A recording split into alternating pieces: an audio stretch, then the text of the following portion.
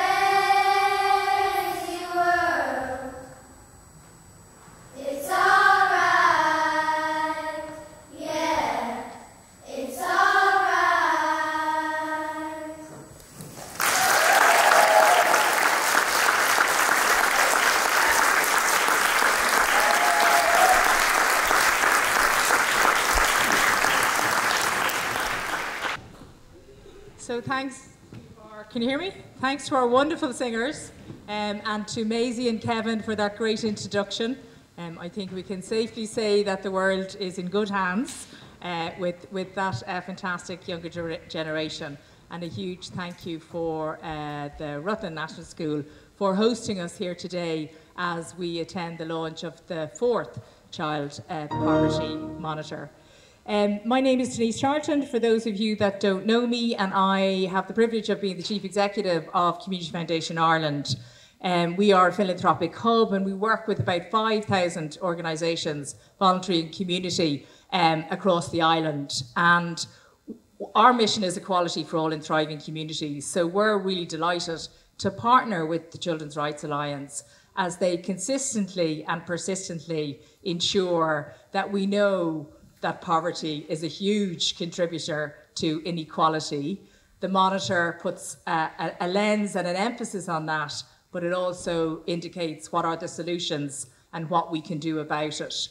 And I think being today here in the school is an example of a targeted initiative. When you get brilliant visionaries like the leaders in the school today, you can really counter some of the lack of investment that there can be in a community, but it's not enough. We need to have more than that.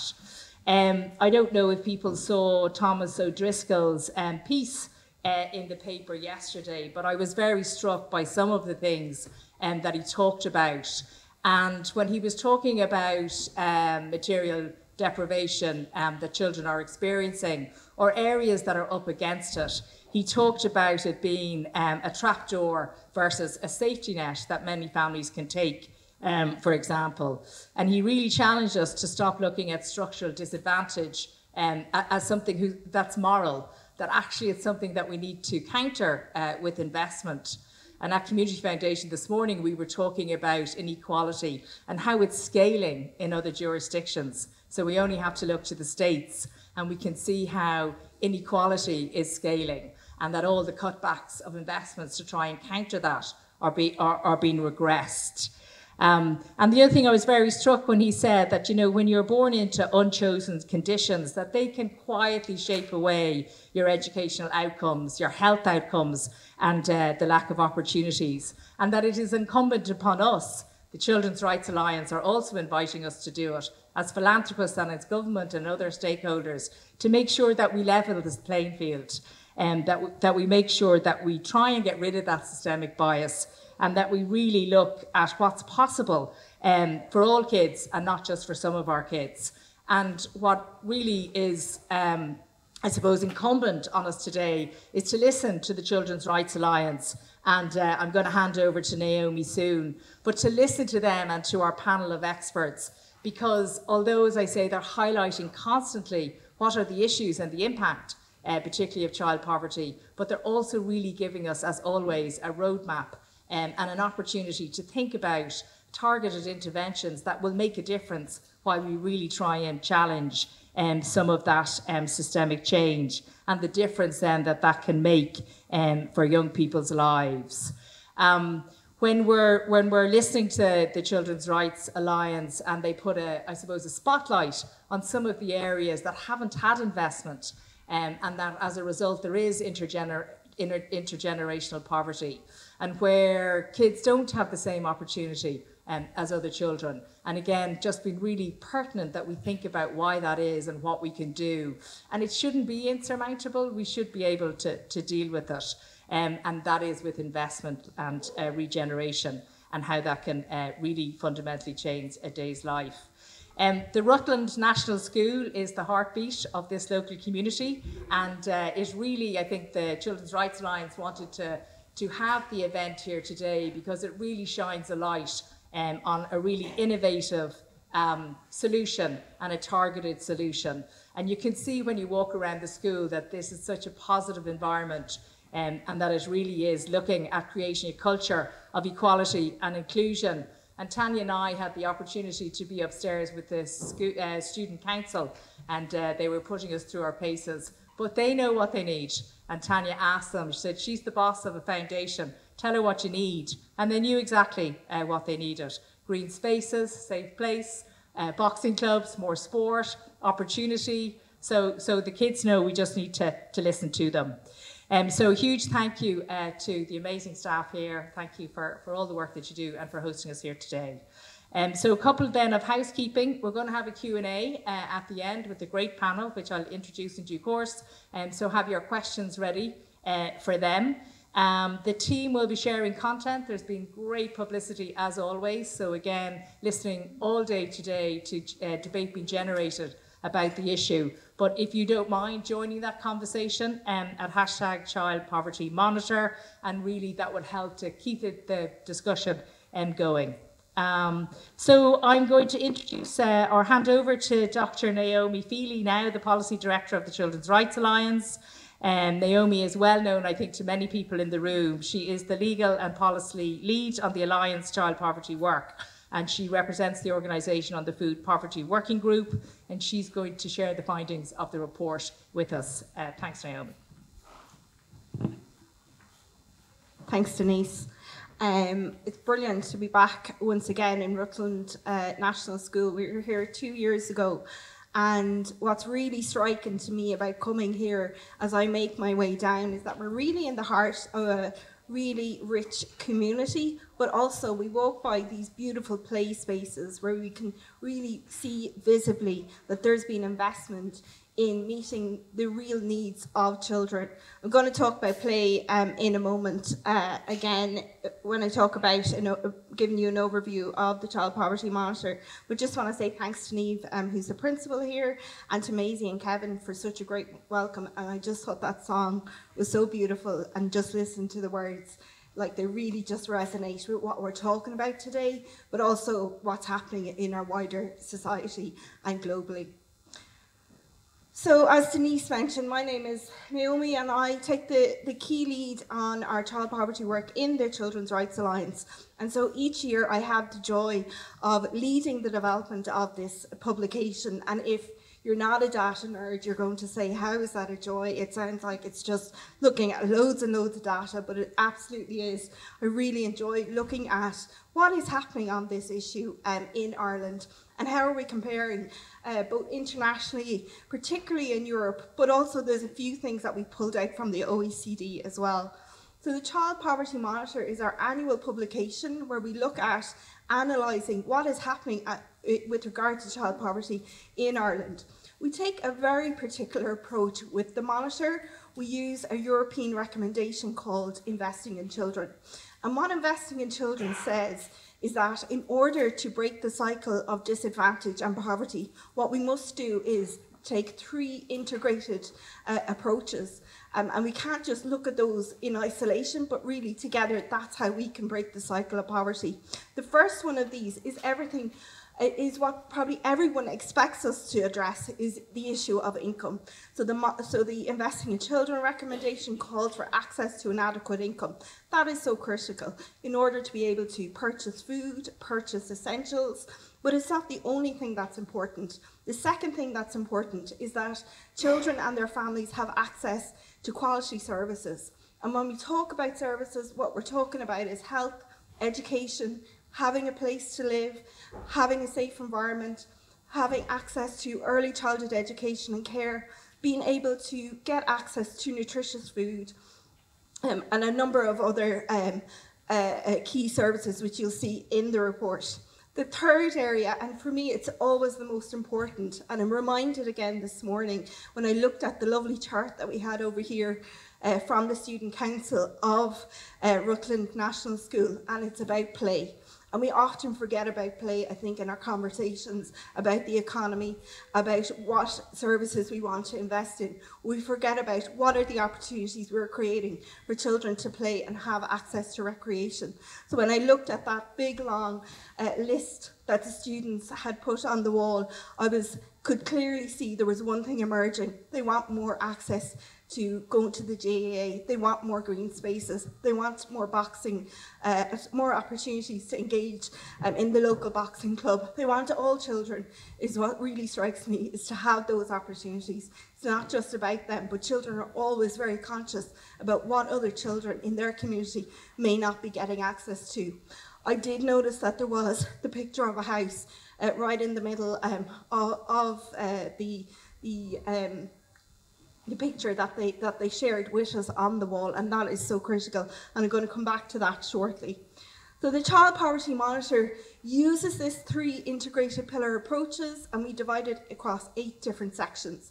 And you'll see in that our analysis of what is happening, of what the responses to date have been, and what we need to do next, both in terms of Budget 2026, but also in the medium and long term.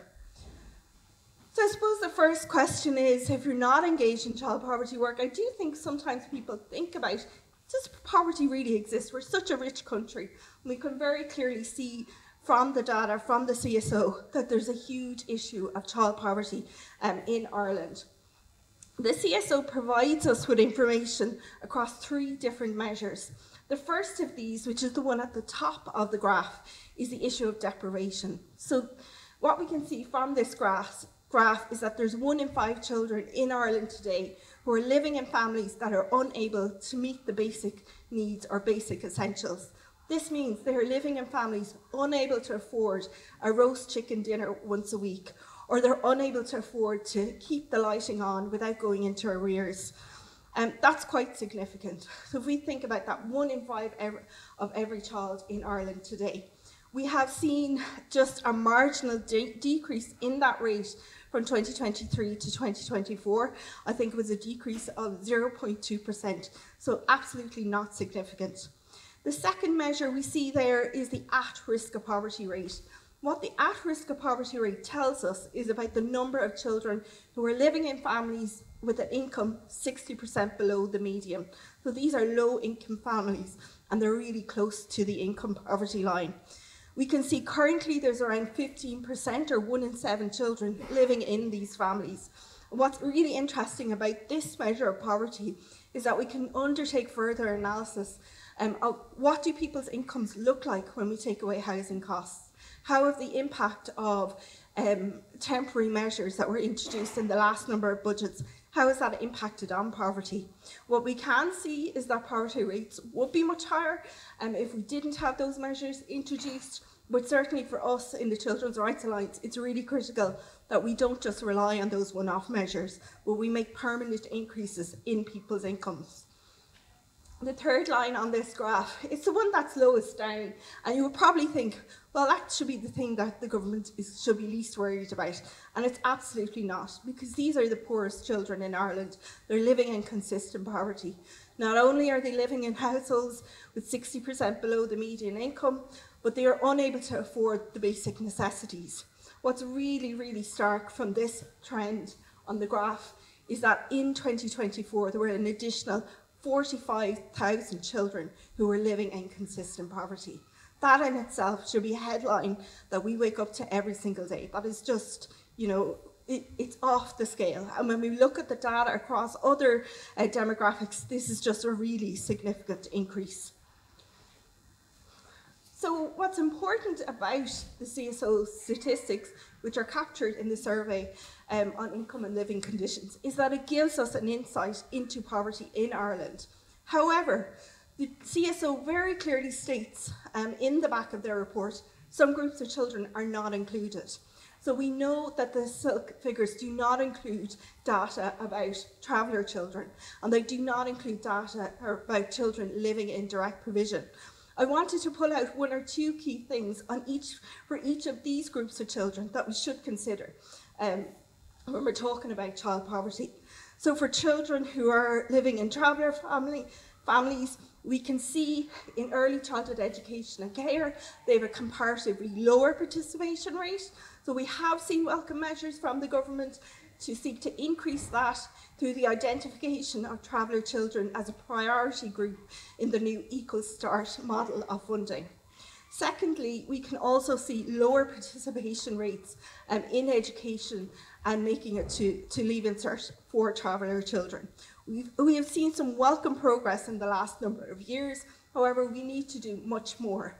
And there is a very welcome cross-government strategy that has been published in the last year, the Traveller and Roma Education Strategy, which will provide positive measures to ensure there is greater participation for those groups of children.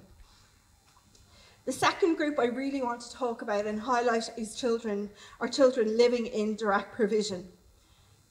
Currently, children living in direct provision get a weekly income support called the Daily Expenses Allowance.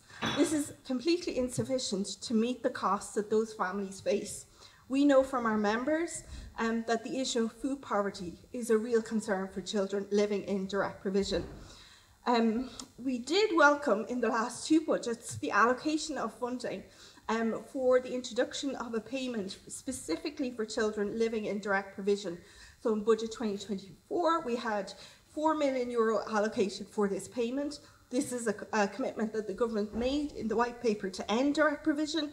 And in budget 2025, once more, we were really glad to see an increase in that funding being allocated of €8 million.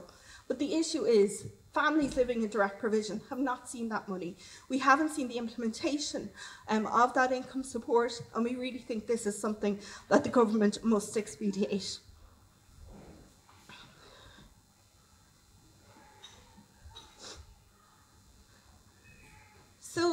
I think if you didn't listen to the news for a year in Ireland, you would still be aware that there is a deep housing crisis and that we're facing at the minute.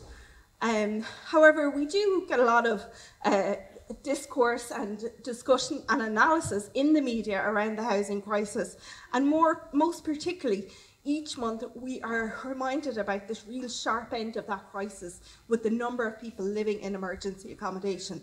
These are people who are experiencing homelessness. Last week, we heard that an extra 100 children were now living in emergency accommodation in May compared to the month previous. That is a very stark figure. But what we often forget is the less visible signs of homelessness or housing insecurity that are happening right across Ireland. So we're aware that as rents go up and people are subject to evictions, what can tend to happen is they do end up in emergency accommodation, but a lot of the time, because families, have strong connections, sons and daughters may move back to their original home and they may bring their children with them. And so we have 2 or 3 family units possibly living in one house. What this has led to is a situation of overcrowding. And this is something that was raised with the Children's Rights Alliance by a number of people, our members, our colleagues in TUSA, saying that they were going into houses where people were, doubling up, a real sense of overcrowding. And as the research nerd in the organisation, I was like, but what's the evidence on this? My understanding is overcrowding in Ireland is quite low. And that's correct. If we look at the Eurostat data, there's only 5% of households who are overcrowding. This is compared to quite a significant rate at the EU level, which is around, I think it's 16%. But when we dig into that data to understand who are the people who are living in overcrowded housing, what we see is a real sharp increase for those living below the 60% of the median income, and also for children. And when we actually look at the statistics for children living in those income poor households, we see that roughly 1 in 4 or 1 in 5 are living in overcrowded accommodation. That is really striking. And what was even more striking was when I looked back on the data over the last number of years, that figure has doubled. So in 2021, 1 in 10 children, 11%, were living, children in income poor households were living in overcrowded accommodation, but it's jumped up to 22%. So we can really see there the impact that the housing crisis is having. So what is happening to those children? We have some data that's emerging from growing up in Ireland that says there are lower reading scores for children in overcrowded accommodation, but also it can have an impact on the parent-child relationship, on parental and maternal well-being and mental health, as well as a child having the opportunity to have a dedicated space to do their homework or to read or to play. We really think the government needs to be collecting more data to understand what impact this is having. It could be something like TUSA tracking that information when they are following up on referrals. So what we see in terms of TUSLA is over the last number of years, there has been a significant increase in the number of referrals that they are receiving. So we've seen a 70% increase since 2019. So a 70% increase in the number of referrals being made to TUSLA around child protection or child welfare concerns. When we look at the other side as to how they're responding to that, we can only see that the resources or the staffing available to TUSLA has only increased by 29%. We are really concerned with the level of, I suppose, resourcing that TUSLA can give to responding to those referrals that they are receiving. And so we really want to see the government prioritise investment in TUSLA in budget 2026.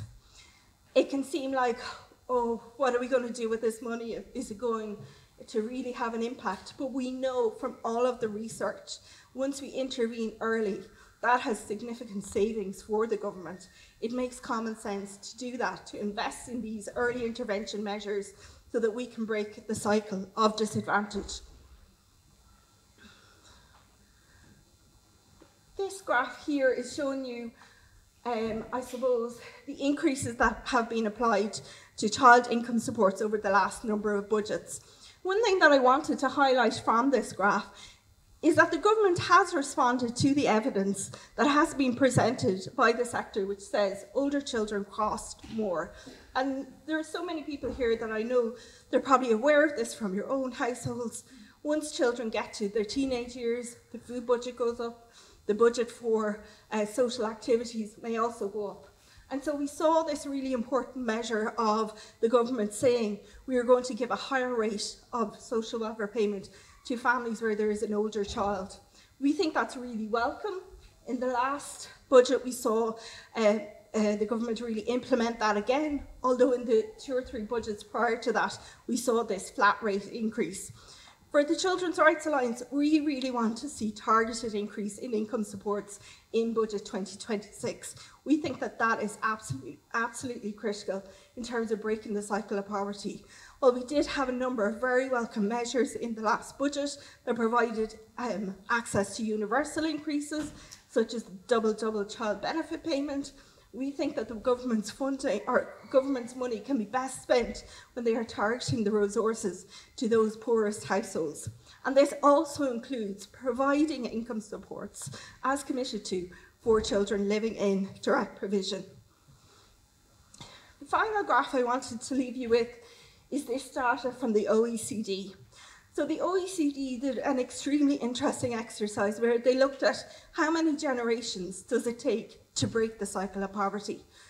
On average, they found it's 4 to 5 generations, and I've pulled out Ireland's statistic there, and we are within that 4 to 5 range. If you look at this side of the graph, we can see there are a number of Northern European countries where they break the cycle within 2 generations. For us at the Children's Rights Alliance, we think the government should and can be more ambitious, and we would like to see them break the cycle of poverty within 1 generation. Thank you.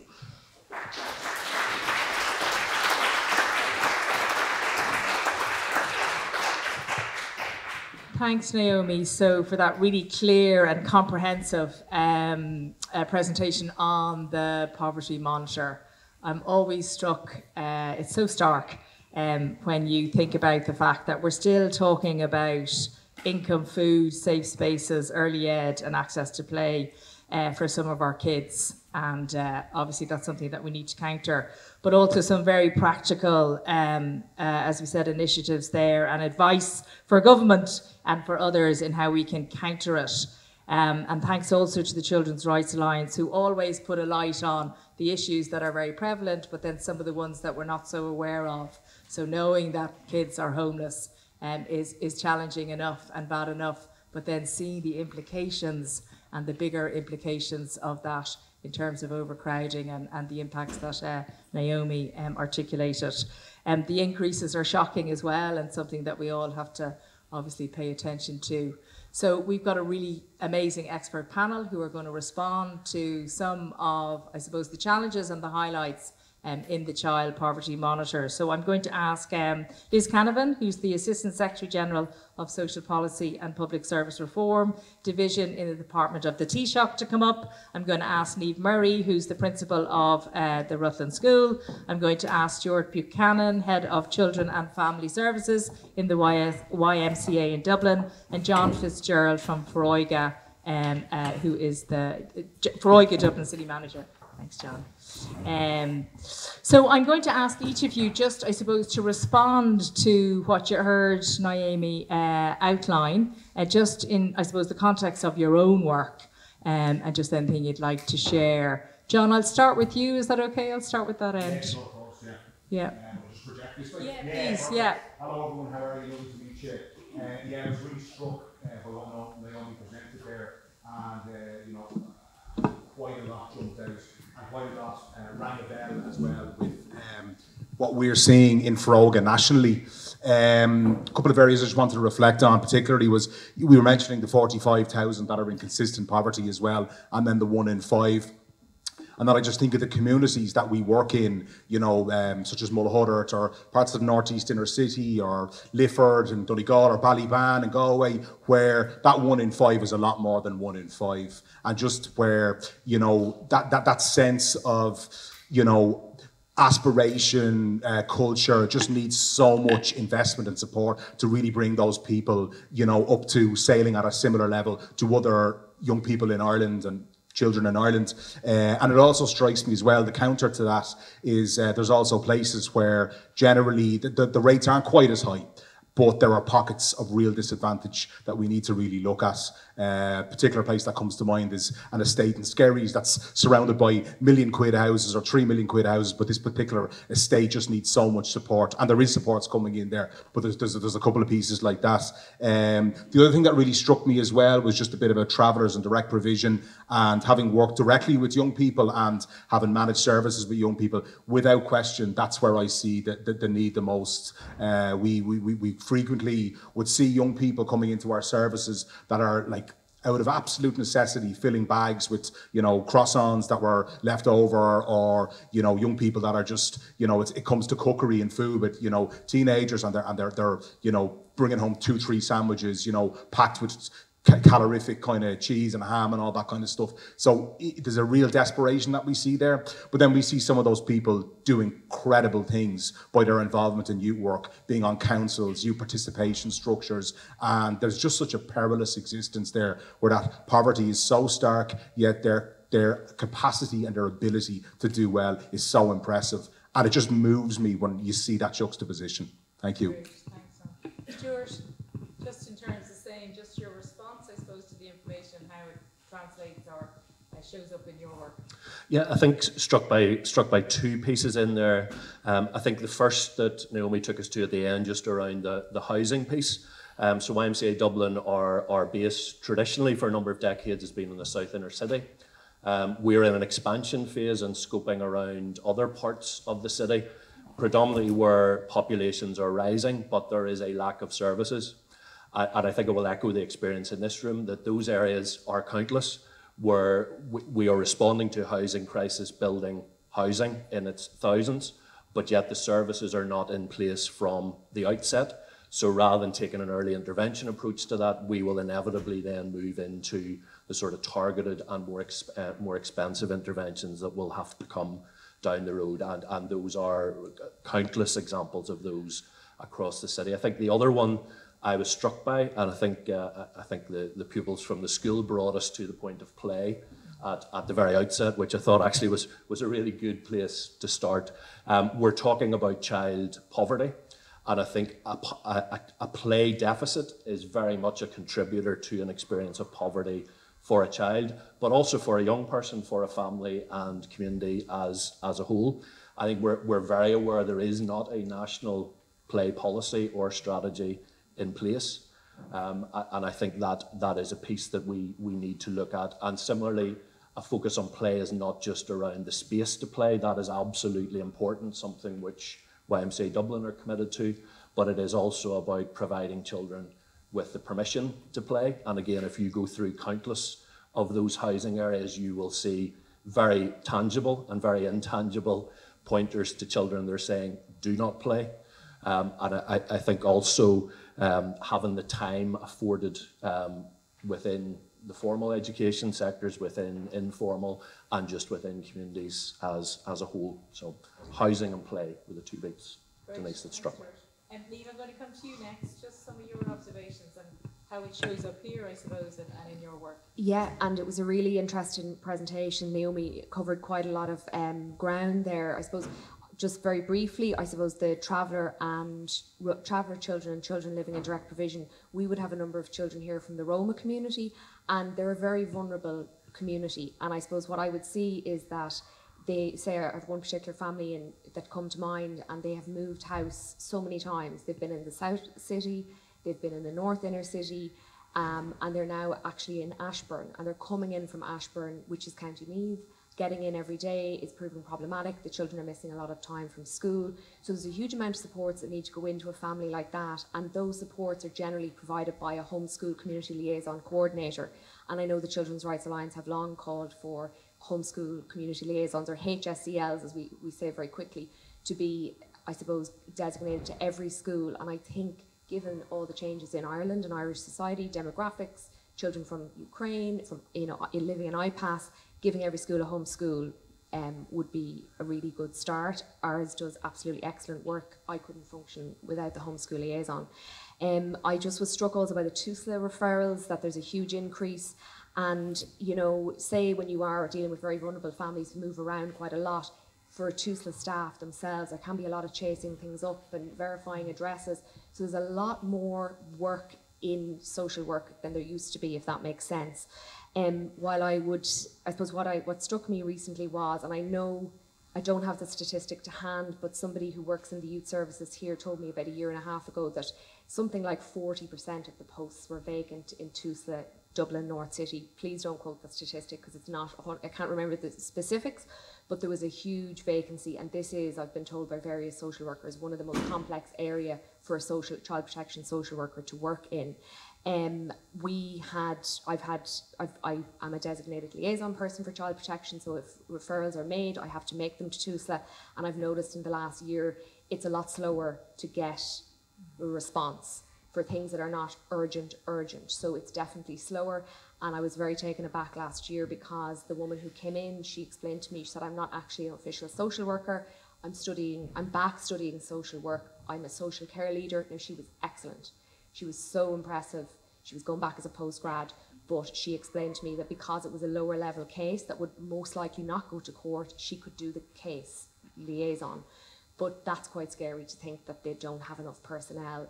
And I suppose from my experience of working with TUSLA, while I agree that they need an extra budget, I think sometimes the structures of how they function could change. So I've been at, say, child protection case conferences, and there will be 3 social workers at a meeting. A duty social worker, a team leader, and a principal social worker. Or child in care reviews, there might be a team leader and the social worker. So there's duplication of personnel. I think structurally things could change. It may not just all be about money.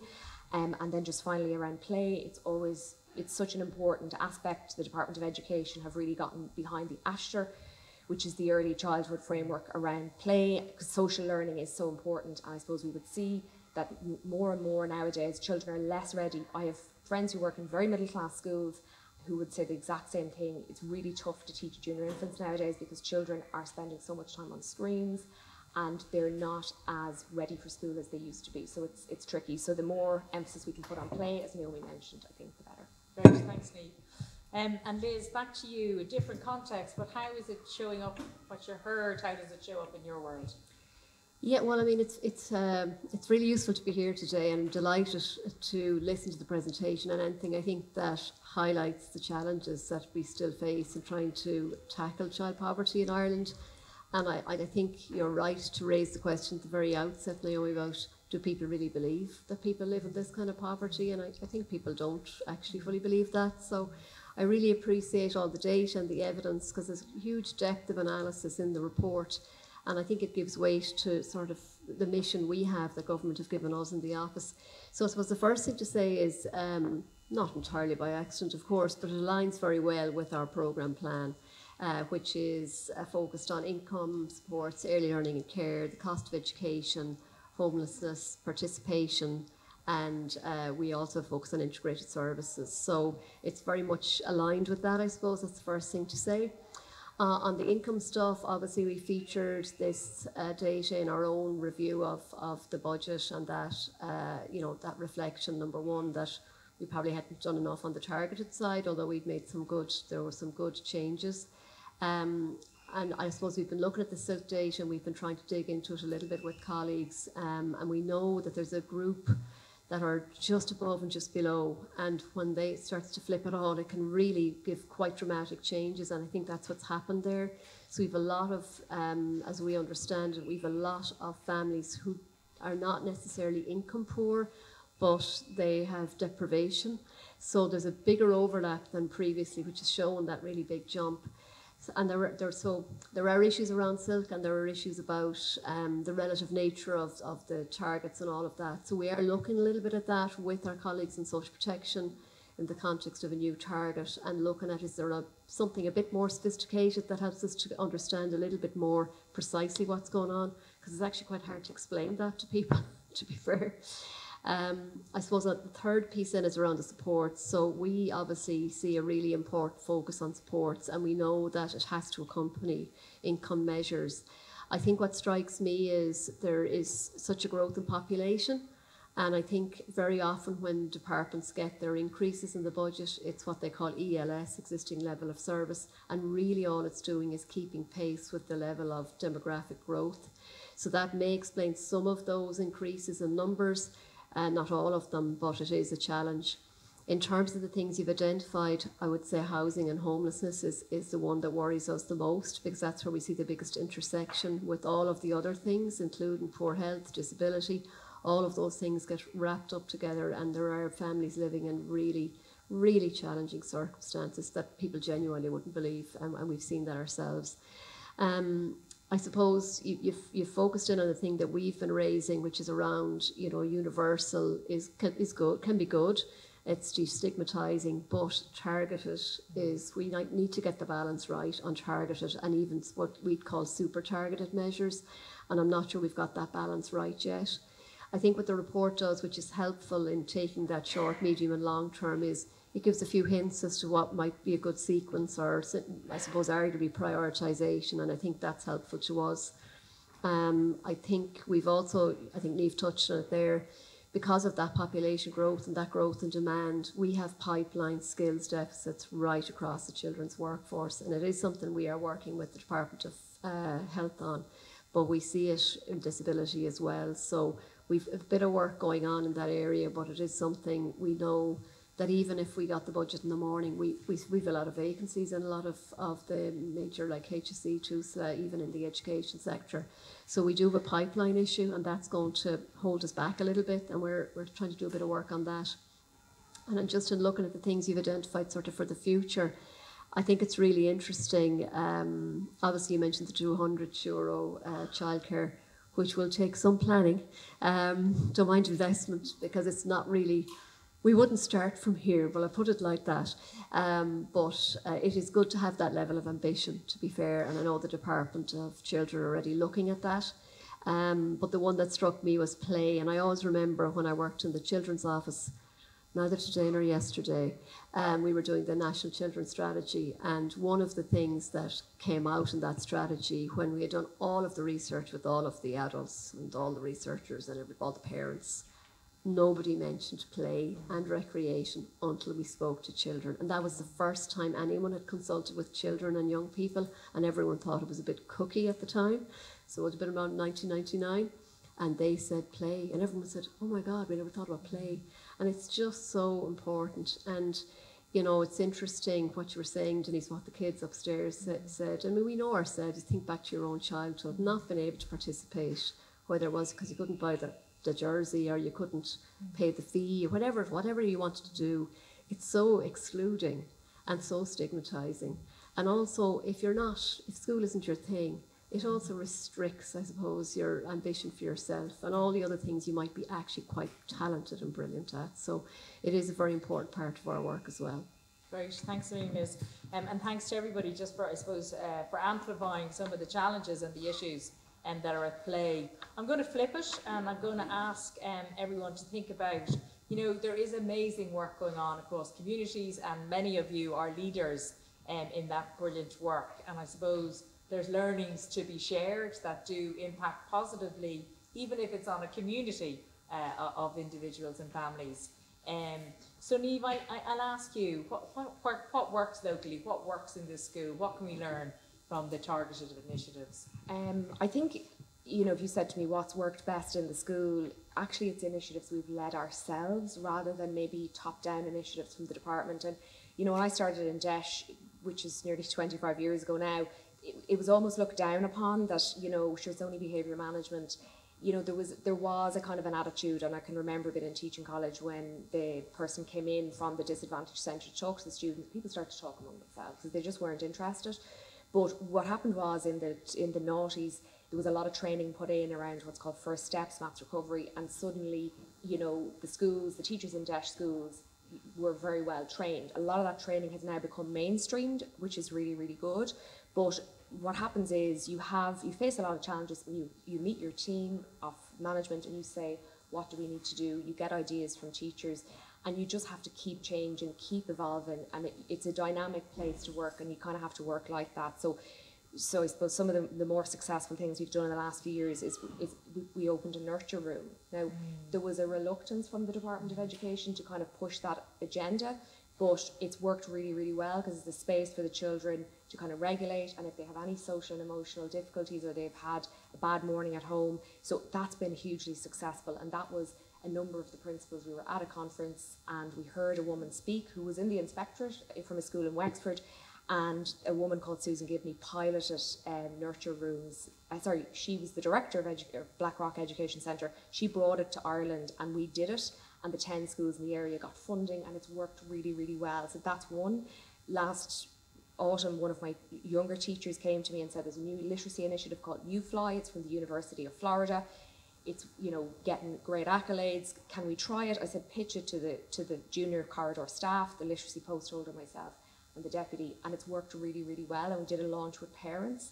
So it's about, I suppose, the initiatives that work well are initiatives that we've kind of looked and gone, this is what works for us, this is what we need. And I know I had a very brief chat to Liz before before today's talk, and I know there is therapeutic supports pilot coming down the tracks, but we have an art therapist here. It is corporate funding, it was a private donor. It's amazing. It's an amazing service to have.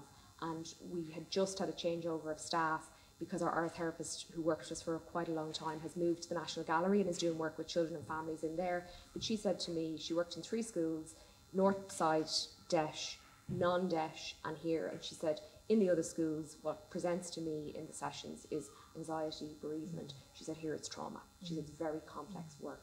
So you need to have really skilled people, and I know sometimes schools, because they're stuck, they will use students in training, but you need to have really top quality people, and that's just because a benefactor has funded that. So they're the kind of initiatives that so they're things we do ourselves, if that makes sense. But they're great to surface them and to see how they can be applied other places. And I suppose I'm delighted that corporate philanthropy can help, but then it has to be mainstream. Yeah, and I'm sorry, because we just had that conversation about the NEIC MDT, so I think people probably are aware of it. It's mentioned in the Child Poverty Monitor today. So the North East Inner City multidisciplinary team, which is basically a project in the 10 schools that we want to see that rolled out, and Desh Plus is hopefully going to be the vehicle when that happens.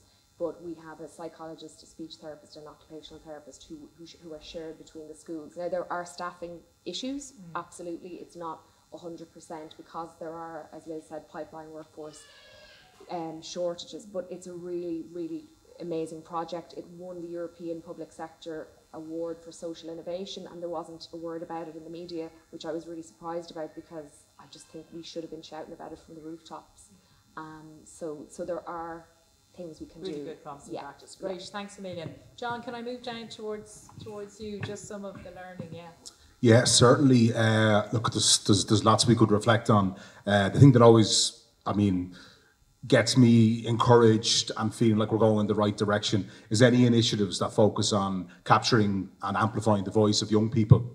And that's whether they're children, very young children, or whether they're teenagers or they're up until 24. I just think, when I think of youth participation, I always think of, we had Aslan earlier, but I'm going to quote a Smith's line, the music that they constantly play, it says nothing to me about my life. Now, that's obviously Morrissey's take on it, but I always think we have to make sure that the policies, that the services say something to children about their life. They capture what's important to them.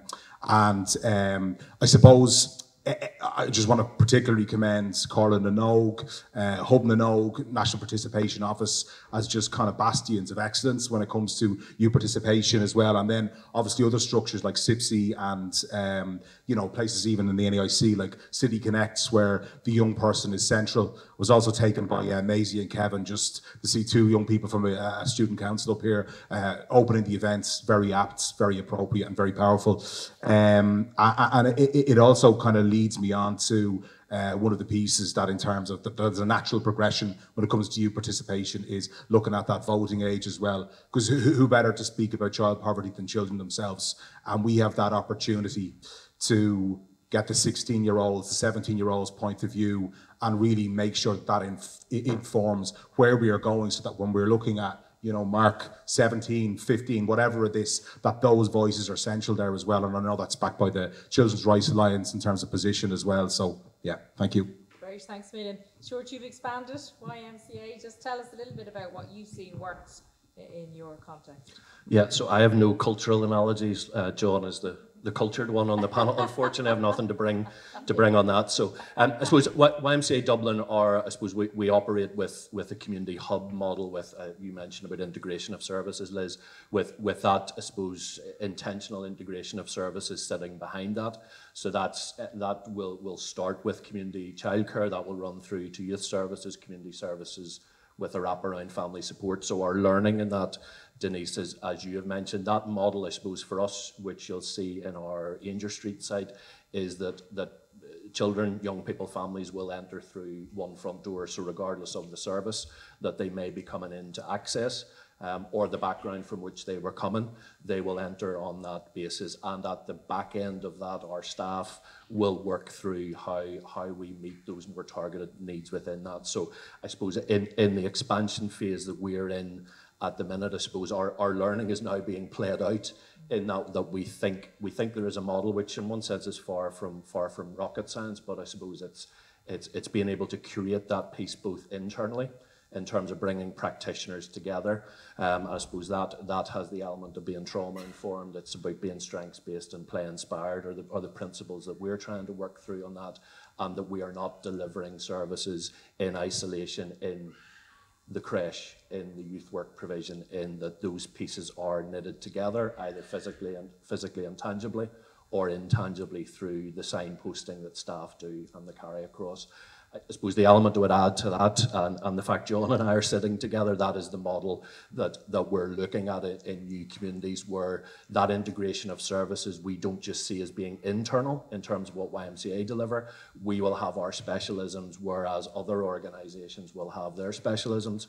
For OIGA, for example, whether that's other family support agencies, community support, but we see our role in that in terms of bringing some of those core services around things like community childcare, some of maybe the skeleton introductory youth work services, and then around that, while we're curating the physical space, we've talked a lot about safe spaces, that those other organisations, whether they be other charities, other statutories, other community organisations, can then be a part of that service mix, but I suppose with the foundation there. And again, what that expression will look like for us in North Dublin, where we're expanding to at the minute, would look very different than it would in the South Inner City or in another area, that those needs are identified and the model then is tailored depending on the specific needs in that area. Great, thanks a million. Liz, just back to you then, the Child Poverty and Wellbeing Programme Office, like that has deemed to be a success, the establishment of it in itself. As an Would you like to issue a press release? And it's been welcomed. It's been welcomed by many people. But I suppose just, you've had the report now for the first 18 months. Some of the successes then from your perspective. Yeah, I mean, we feel certainly we've helped to bring the spotlight and I suppose row in behind a lot of the work that you guys are doing. And we certainly feel that we have built a lot of awareness across government, which is important. And I suppose we've picked on issues that are complex, and I suppose we've helped to highlight what those complexities are and how people need to kind of cohere around certain things or align or coordinate around policy decisions. So that's been really positive. And to be fair, we've had a fantastic feedback from our colleagues, both within the civil service, but in the wider public service, and the network work we do has been really important to that. So I do feel like we've helped people to understand a bit better and think a bit more and reflect a bit more on what needs to be done. So that's been very positive. I mean, we've seen very specific progress in budgets, and we'd like to think we helped with that. Maybe some would have happened anyway, but not all. And we certainly think we give confidence to government around some of the decisions they've made. So obviously, Equal Start, I know it's small, but a foot in the door is always the thing you want when you're starting a new programme. the targeted income payments, the difference between the younger and older, we made that point very strongly to them. Obviously the cost of education, the meals and books, doubling down on that and rolling it out, that's been really important. I mean, there's been some other funds around things like family support, but it's small beer and stuff around Creative Ireland, all important, all absolutely important, but there's still a lot more to do, I would say. So we're more focused on what the challenges are. So, I mean, for us, I think we're very focused in around family support services. We think that's really critical, and we think a good model of family support kind of exists. We have a lot of excellent people doing really good work, whether statutory, non-statutory, or in consortia together. So we know a lot about what works, and that model is good because it allows you to have a kind of a universal offer and then intensify support. I think that's really important. We also think we need to focus in on some really the most excluded groups, because the kind of deprivation, poverty they're living in, actually people would not believe. So we really need to dig in there. We've sort of, I suppose a lot of times you're saying do this and this will change. And of course, when you're saying to government, expend all this money on supports, and then they can't see it in the silk data because the silk data doesn't capture that. It's very complex to kind of tell the story of poverty. So I think we're generating a better understanding, and with some of the work we're going to do with colleagues, try to get a better way of kind of capturing and telling the story as well, the good and the bad of it. And I suppose the other things I've mentioned already is around workforce. That's really, we're pushing up against that now in a number of areas where actually even if we had a lot of money in the morning, we wouldn't be able to fill the posts that would be required to do the work. And I suppose there are a number of areas, some of which you've highlighted, where we would have concerns that demographics alone is creating a challenge, and we need to sort of see how we can do better than existing level of service. And we're also seeing increased prevalence around things like autism. You're seeing it in the schools, I'm sure, as well. We know that. And there's a big intersection with disability and poverty, and there's a lot of challenges in that area. So they're the kind of things, and I've already mentioned, obviously, family homelessness. And I suppose for us, it's difficult for the government. There's choices to be made. There's a huge amount of demand and a lot of people with a single issue focus. So, it is a challenge to make those choices. And what we're trying to do is sort of say, well, if there are competing challenges, what are the things that are going to get the best bang for the buck? And the kind of analysis you're doing here helps us with that story, I suppose. And that's what we have to try and get at now in our next cut at the next budget. Yeah. Great, thanks Liz. And before I move on to the budget, I suppose, Stuart, coming back to you, and you've alluded to it already, in some of the challenges and some of the, I suppose, counter initiatives, but talk to us a little bit more about some of the challenges for the young people that you're working with and the kids that you're working with. Yeah, and I think if I could maybe focus some of my comments in this in terms of the early years piece, which is a part of our model, but the piece I suppose I would speak most to, and I think we have seen a significant impact for the positive in a number of areas. I mean, if you look at the investment in the whole world of early years, we're sitting with 1.37 billion in investment by the state into early year services here, which if you look north or look to the east, as a percentage dwarfs what is going. So I think that is massive, and if we're recognising, I think the monitor document itself picks up on that when we invest in early years provision, it has a significant impact on child poverty, and I think that's a piece that we see across the board. I think that's a piece that obviously we would like to see more of. I think where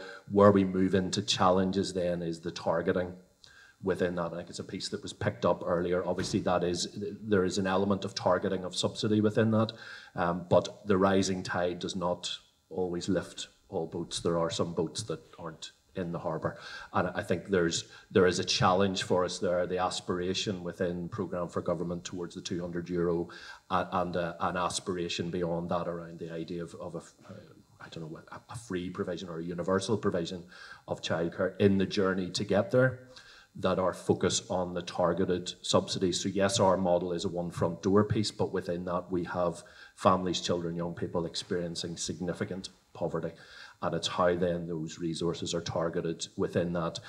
Again, the Child Poverty Monitor picks up on the fully sponsored places for children within, and again, we see that as a really important piece. That again, if we take for granted the idea that a positive experience of early years provision makes a significant difference for outcomes for that child, to be in that space in that early years provision and not have the worries of parents to be able to afford that, that is significant. That presents a challenge again in that subsidy rate does not fully compensate for the costs of providing that place. So he would say that as a provider, wouldn't he? But that is a challenge then where maybe your operating model is stretched. How, when you know that is such a significant impact on that child and that family, how do you make that happen? I think my final comment, just to flag, and you've noted it, Liz, as well, it's Naomi, you noted it earlier, the Equal Start as a new initiative, we would absolutely welcome. I suppose there is a small element of the overall investment that needs to go into that piece, and maybe some of it feels more like a signal of intention as to where we want to get to, which is a really positive place.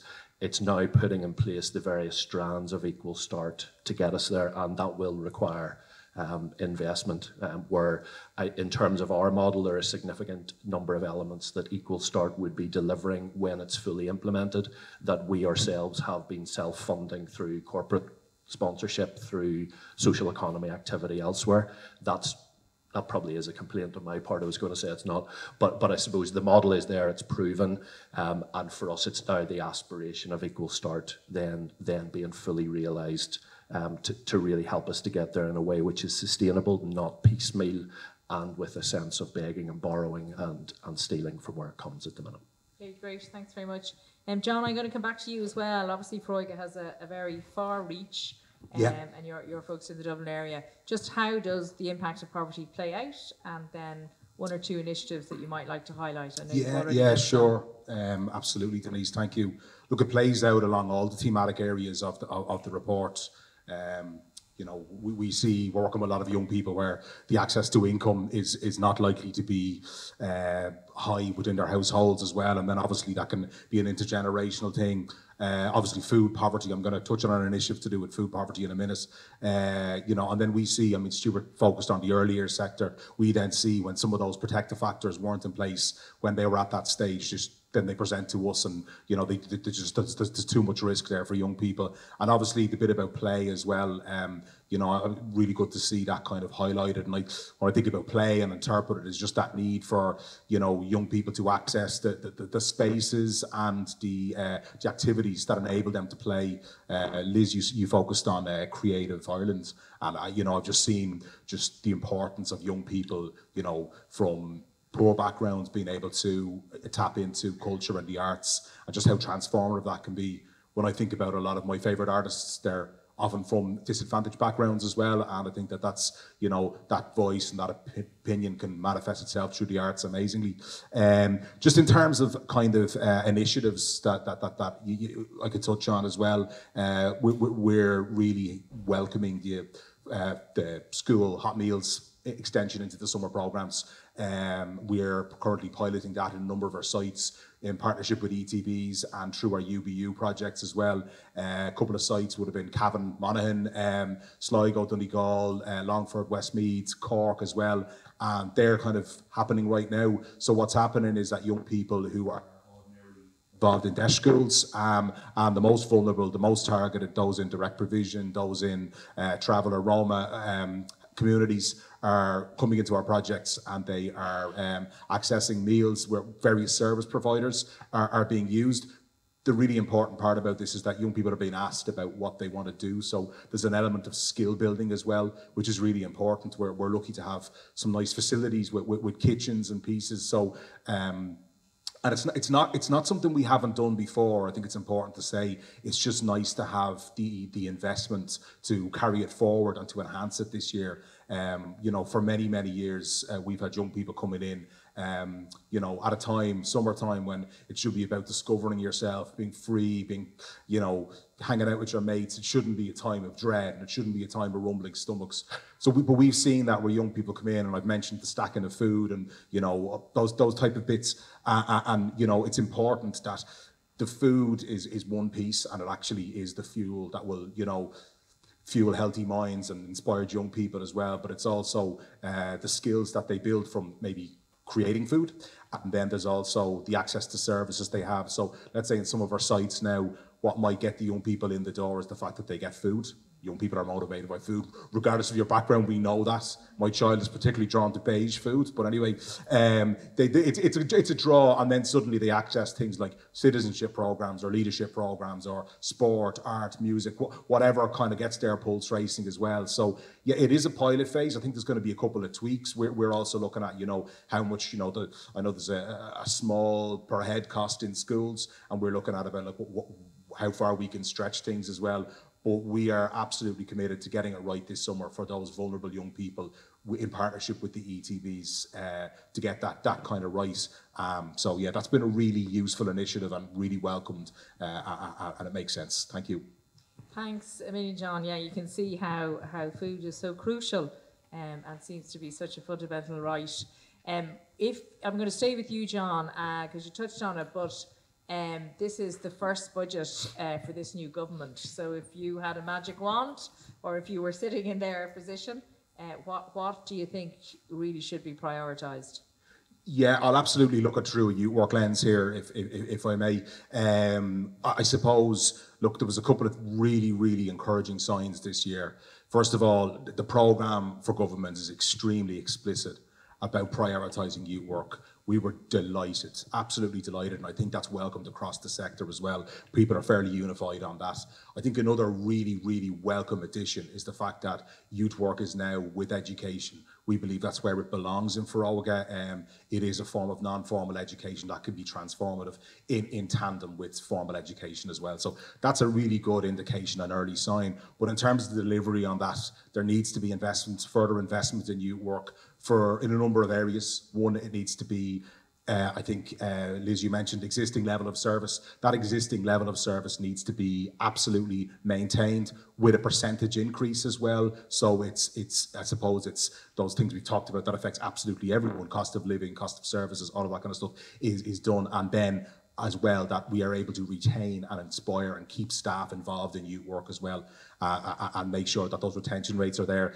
Also, so we can expand. There's been a lot of discussions about targeted and universal services. We as an organisation believe youth work should be for all, and that young people, whether it's through paid staff or through volunteers, will produce a better Ireland, and volunteers will absolutely enhance communities, and it will make sure that there are role models in communities of varying levels of wealth or affluence, you know, where those volunteers are there inspiring to young people, and that should not be forgotten as well. So it's that balance of very targeted, which is important to start with, and the universal piece as well. We want to see an investment in that, and I think really importantly is that it's sustained investment. It's not for this budget only. This government has an opportunity to really make a statement about youth work. The MYCI figure is 21.3 million, which we're aligning with as well, and there's significant alignment in the sector on that as well. So that would be our ask. And a partridge in a pear tree as well. Thanks. Stuart, next year, and then, as John rightly said, sustained after that. What would you like to see? Yeah, and I guess I've probably trailed this with previous comments, and again, just to focus those around early years, and I think to echo what you will see in the child poverty monitor that's been published today. I think broadly we would be looking for that direction of travel in terms of that continued and increased investment into early years. Again, coming back with all of the assumptions that we're making about it as an early intervention and its how it addresses child poverty.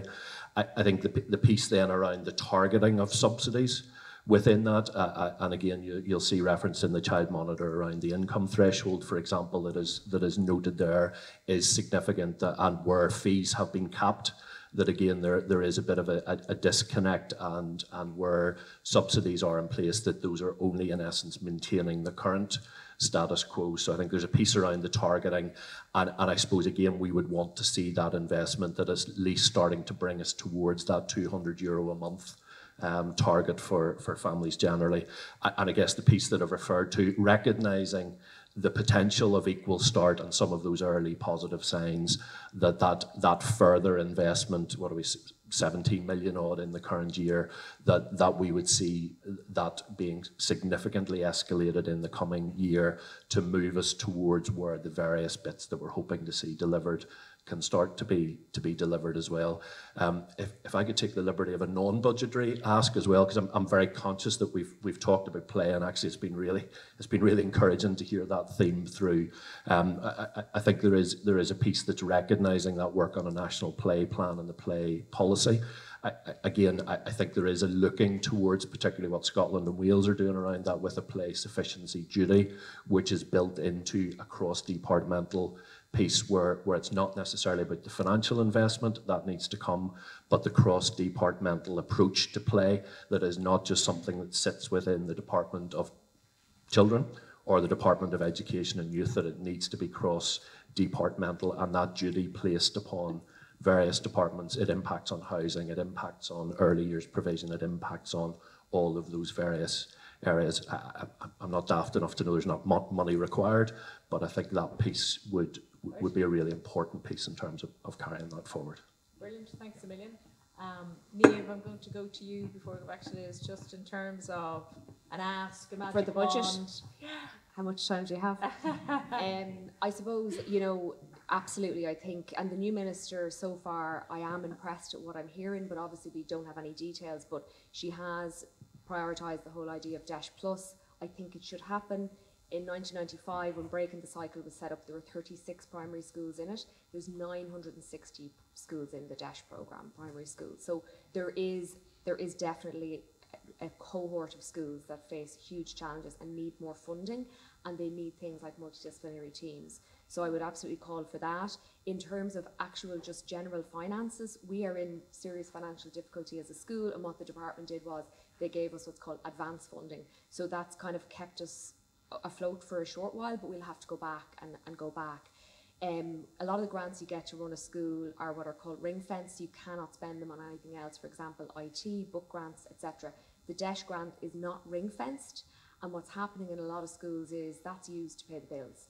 So the grant that we get to deliver equality in schools is going on paying the bills, and that's the same in most DESH schools, and that's to do with costs have gone up for utilities, etc., etc. The capitation grant I get to run the school is €30,000, and 15,500 goes on the insurance for the building and the content. So there's a huge issue around schools and the funding of schools. Capitation grant in primary is €224 per pupil, in secondary it's 386, and yet in primary, it's in terms of equality, all children will be in primary school. In secondary school, I know resources are more expensive, etc., but there are less. It's not all children in secondary school. So if you want to look at equalising things, there needs to be an increase in capitation. But I think the DESH grant should be ring fenced. This is the first year, I was saying earlier, we can't subsidise school tours because we just don't have the money. And the DESH grant is supposed to be for new initiatives, trips, rewards, incentives, and it's not going on that, and that is really, really serious. There was a lot of talk, and I had a look at the Child Poverty Monitor report, the Child Poverty Agency report, and there's a lot around arts and culture, and that's really, really valuable and really, really important. But I know, say, in schools like this, when you get alerts from the Department of Education saying who'd like to sign up for Yes for Languages, so like the new foreign language programme, do a creative cluster with other schools, do a STEM blast or whatever it is, you just don't have time because we don't have the personnel. So we need to have more leadership posts for schools in DESH Plus, because what happens is a lot of your management team spend a lot of time on that kind of tacit relational piece. If a child has had a bad day, there's a huge amount of time that's needed for, I suppose, regulation, chatting about families, so then you have your duties and your posts. So what I would see is that the leadership and management team are maxed out, and we just don't have the capacity, and that's an inequality if the children can't access all these new initiatives, and we just simply don't have the personnel. The Alliance have called for an increase in education welfare officers. It's so important. I would multiply it. They've asked for 150.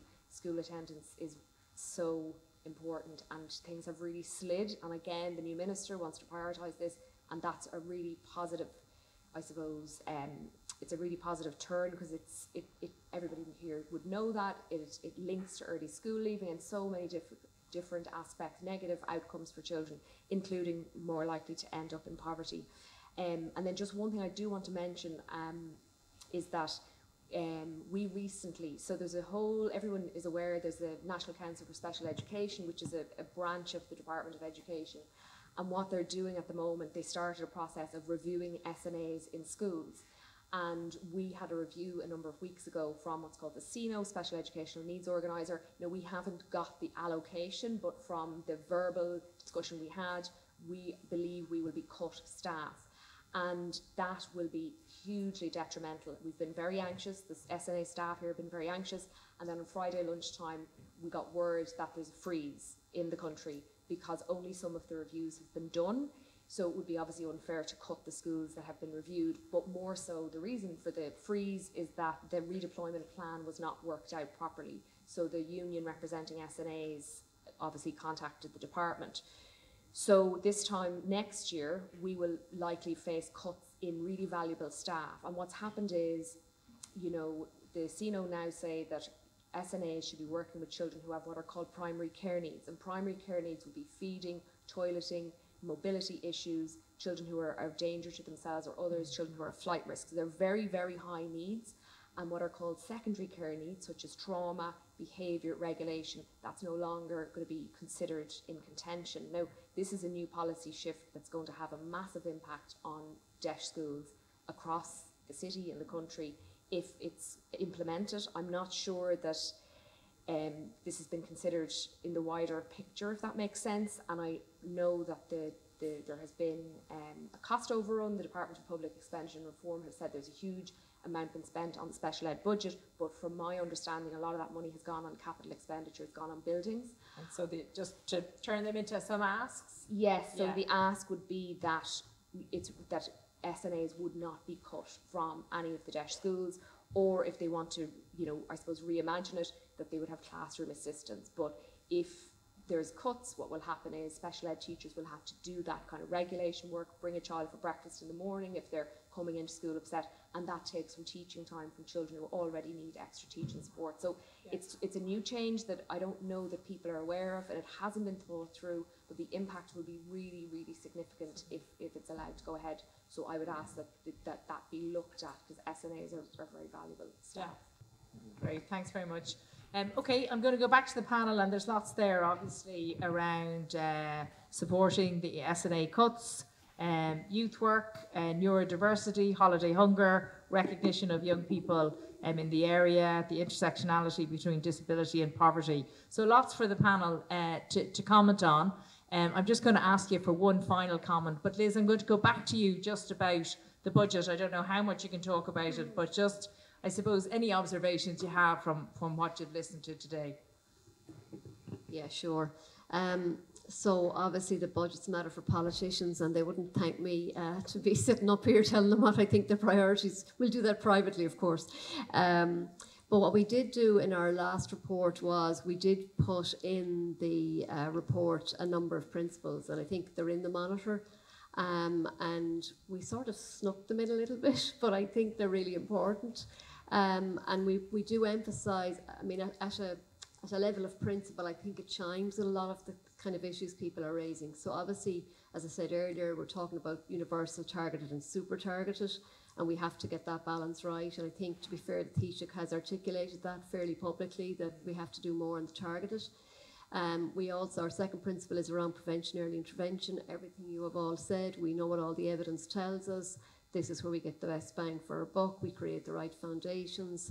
And public health nursing, one of my favourite professions, because I think it's absolutely right. This is the start. This is the moment. Whether you're rich or poor, actually, where you just get off on the right foot or the wrong foot. So I think that's really important. But right through the early years and all of that. Obviously, we want to keep a focus on income, because that is critical. At the end of the day, we want people to have agency, so income is really important. No matter how many services we provide, you have to give people agency to make their own choices. We want to ensure, and we've put this in as a principle, that the income of low-income families increases by more than the general population. So this is to have another go at the targeted versus the universal, because it's the gap is the thing. Both because that's how we measure it, it's a relative measure, but also because that's the thing that is most frustrating for people, and that's the risk around social cohesion.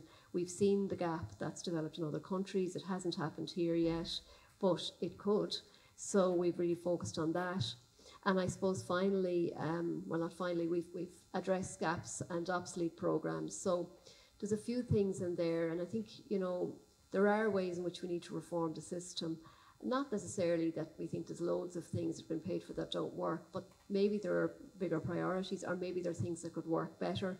And I think we also see in some of the really good integrated work that's done between and within community and statutory that you do get a better bang for your buck, and we need to be looking to our hearts a little bit, I think, on some of that. And I suppose the final thing is around fiscal balance and sustainability, which you might think sounds like we're putting some guardrails on it, but really what we're saying is, if you do something, do it permanently, and do it in a way that's sustainable so that we never have to take it back.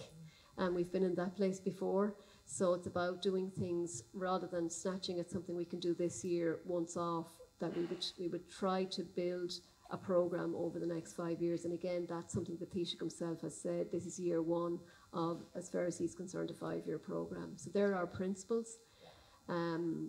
So do you want me to comment on any of the other? I can. If you want to, yeah. I mean, look, there's some. I mean, I've taken some notes on some of the things that were raised. We don't get a budget. We don't negotiate the budget. That's the job of people next door. What we will be doing, though, and we've started the process of, is we will meet every government department. We will talk to them about what they're thinking about in terms of priorities. We will give them some hints if we don't think they are on the right track. But to be fair, our colleagues are, you know, we've been working with them now for 3 years, so we're fairly clear on what the agendas need to be. So what we're trying to do is to help them get these up the agenda. I mean, it's a dogfight at the estimates, like everybody knows that. So just try to keep the focus on these things, reiterate what the Taoiseach is saying. So we will do a round of bilaterals, and we will also, you know, we will have a cabinet committee meeting, you know, where there'll be a chance to discuss kind of what's emerging from that. So we're always trying to ground it in the analysis of how much it would cost, how many people would impact. So that's a piece of work that's ongoing. So some of the things you've mentioned there, obviously I'll have my little lens on now when I'm talking to different departments. And then the specific question on the disability and poverty, I mean, absolutely we see that intersection. And it's really interesting actually when the Taoiseach was talking at our most recent event, he meandered into some of the disability space because there is such a crossover between those two things. So we're in the process of setting up the unit, and it isn't quite the same type of topic as child poverty, but we are going to take a lot of the sort of methods we've used because we do think they're useful, and we are probably going to have some things we're going to do jointly, like the budget process, because it makes sense. So we're thinking our way through that at the moment. In terms of the specifics, I suppose what we have to be careful of in the department is not to take on too much work that should be done and is being done by government departments, because it kind of overwhelms. And what our job is to oversee that, to problem solve, to troubleshoot, to bring an emphasis to pull up 4 or 5 priorities, and not take on too much of the work of other departments. But issues like the cost of disability, I think, is mentioned in the programme for government, and it will be in the new National Disability Strategy, and we will certainly be working with departments on sort of monitoring how that gets implemented, and I'm hoping that's going to be published fairly soon. Great, Yeah. Thanks Liz. So the final comment from each of the panel before I hand over to Tanya. Shall I start with you? Yeah, and maybe just to echo what I think Jake said there from the floor, you know, we would have shortages, staff shortages here, and it does have an impact. And I know one of the children in 6th class said at one point, how come everybody leaves us? You know, I have 2 teachers moving down the country and I have 2 moving abroad. We would have about 25% turnover every year. So it is really hard, and it does have an impact. And the relational is so important when you work with children and young people, you know, and even younger again. And I suppose just in terms of the disability, it's really, I mean, it's a really political hot topic at the moment. And I suppose from my own experience and what I would see, I think that there's learnings from the multidisciplinary team that we have here, because we had psychology, speech therapy, occupational therapy in working with teachers, getting observations, getting opinions, getting information from teachers, and working with parents.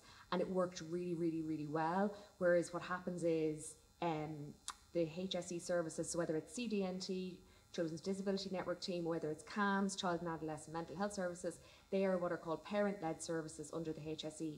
And quite often they don't come into schools unless parents give consent. And I had a senior psychologist from the CDNT and one from CAMS in the school doing observations the same week, late last year, and they went into classes. They were in about children we wouldn't have major concerns about, and both came out of the classes saying, I'm really worried about that child and that child. So there's a bit of a difficulty where if everybody worked together, we could prioritise, you could triage the children, and I think that it would make the service much more efficient. Somebody said once, and it's one of those things that resonated with me, teachers are the only professionals who see children in a social context. There are 20 children age 7 or age 11 in the class, and it's a really good barometer to compare to, but a lot of the time parents will compare their child to their siblings, and it's a different kind of a comparison. So I would urge CDNTs, CAMS, all of those HSE services to be more maybe child-led rather than parent-led. Bring in the schools, bring in the public health nurses, because we could catch children much sooner, because we all know there are children with extremely high needs that haven't had services, and and that's part of the problem, is the process is messy. So there's learnings I think we can take on board. Great, thanks Steve. I'll go down to Stuart.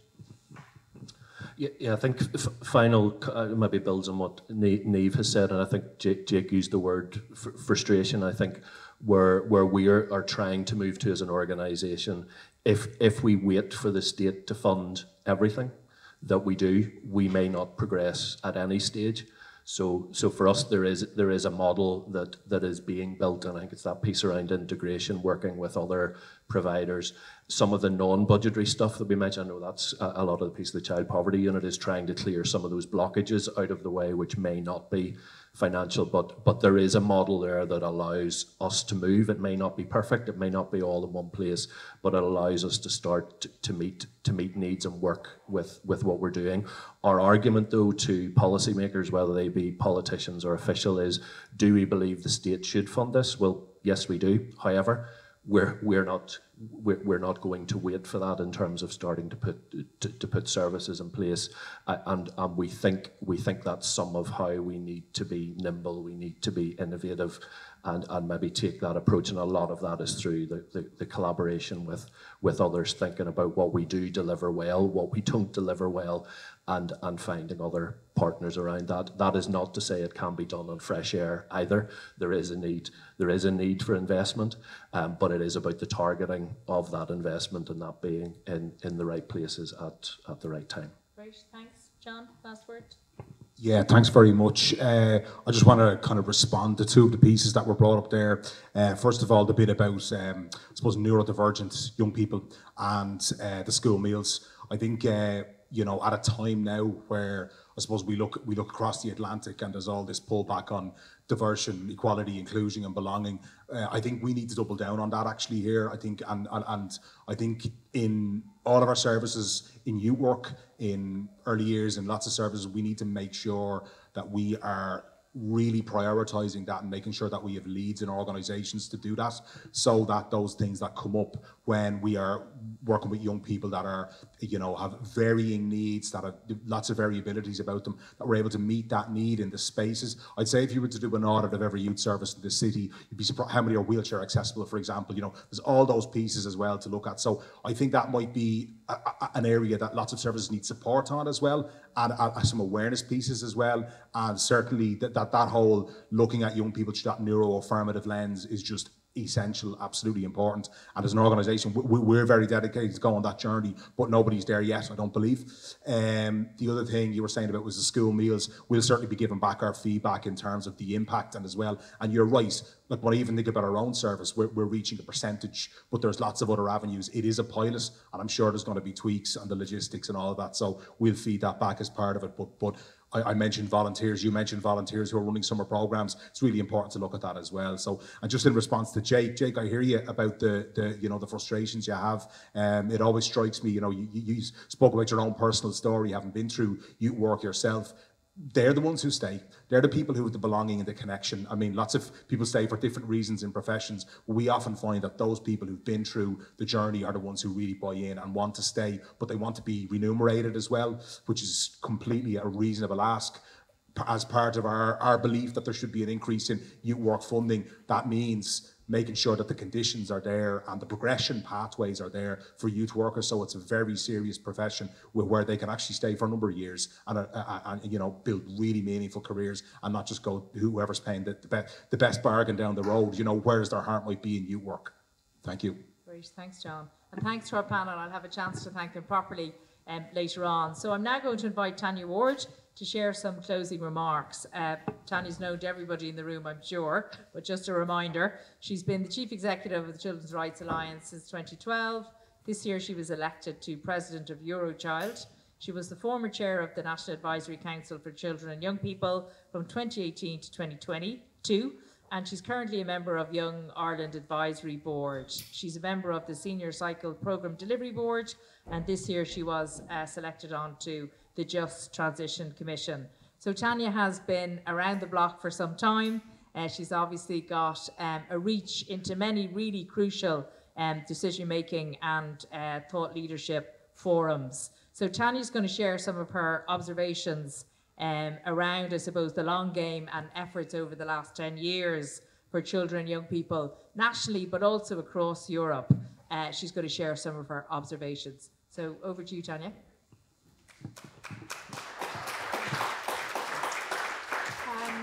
Thanks, Denise. And Denise, look, we're delighted in Children's Rights Alliance that you were chairing today's event, because you have been an ongoing partner for us in the Community Foundation for our child poverty work.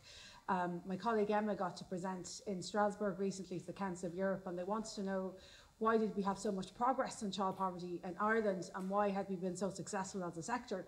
And she had to be upfront and said, because we people championing us and behind us and giving us funding year on year, because if you're going to really break the cycle of poverty and change the dynamics, it takes years to do that work. It doesn't take one budget, it takes 10 budgets if you're going to see the real change.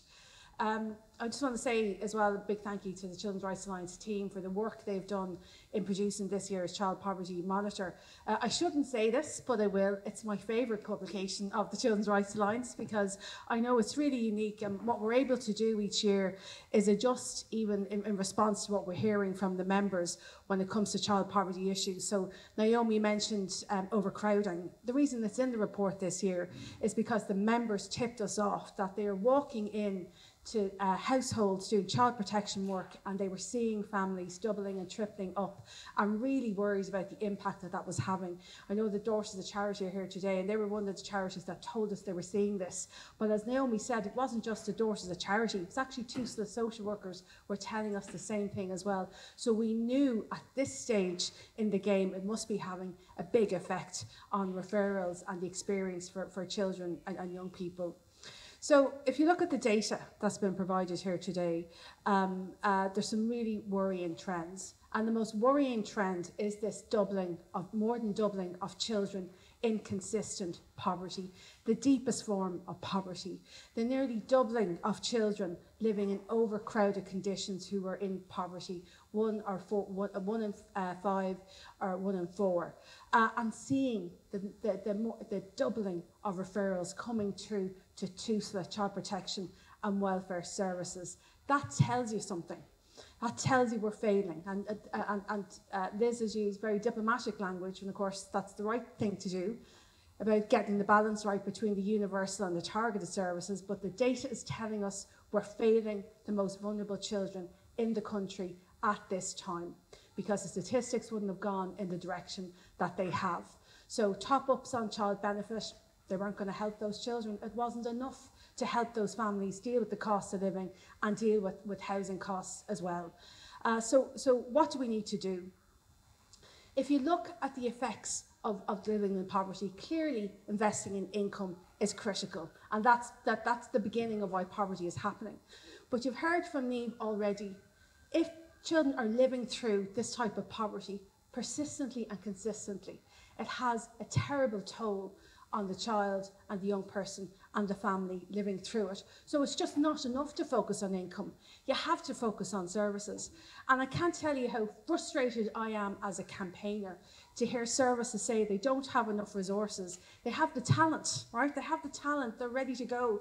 They just don't have the resources to expand their services and reach more children and young people. And that's unacceptable. That's something we have to address. It's just not right.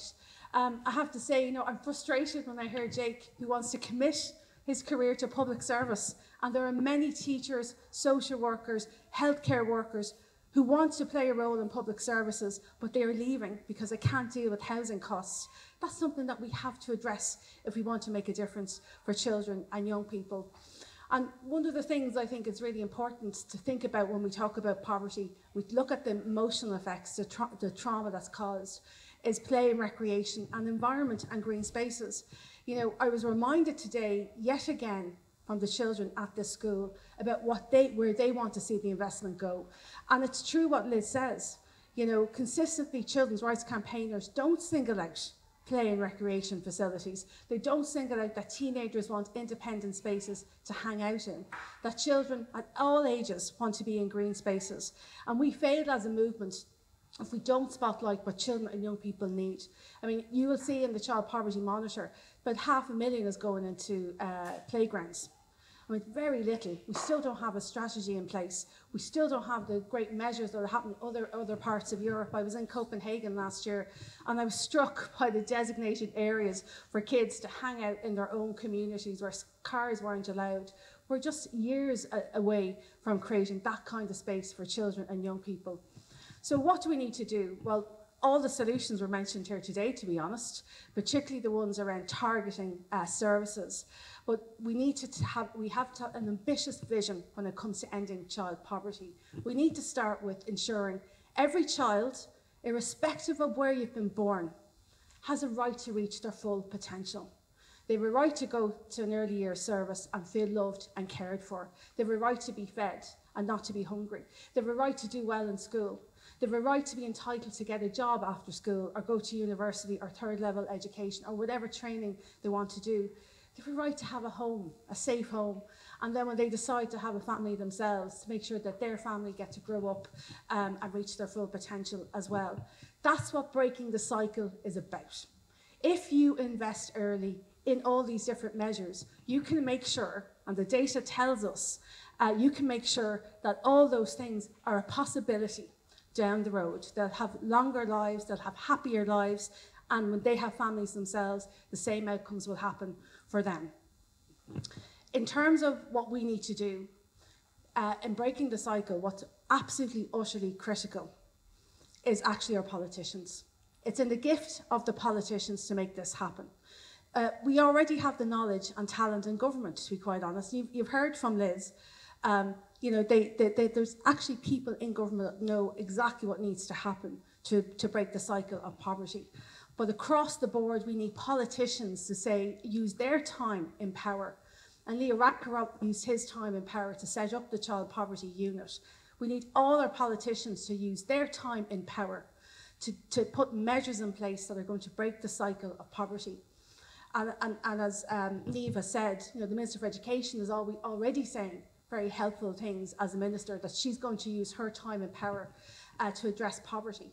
We need to hear that from all our ministers if we're going to see the change that we need to see over a 10-year period.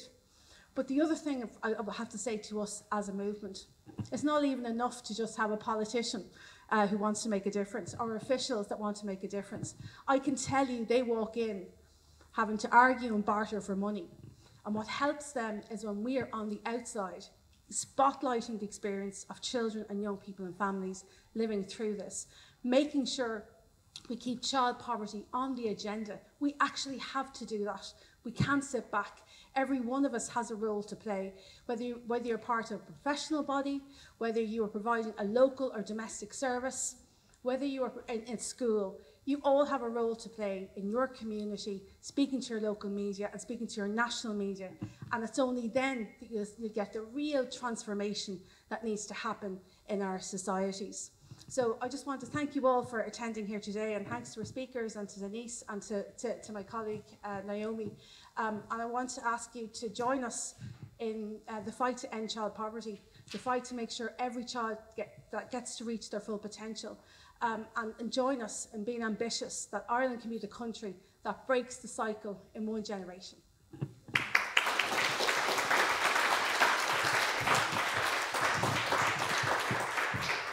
Well done. Well, Tanya has done my thank you, so that's great. And so it's now to close to say a big, huge congratulations to the Children's Rights Alliance for the amazing work that they do and the thoughtfulness and the evidence base that they consistently bring these issues to the fore. To thank our fantastic panel for their time, their expertise and all the work that they do, and to all of you in the room. And as Tanya said, there's a budget coming up, so a combined focus from all of us to try and put a pressure on.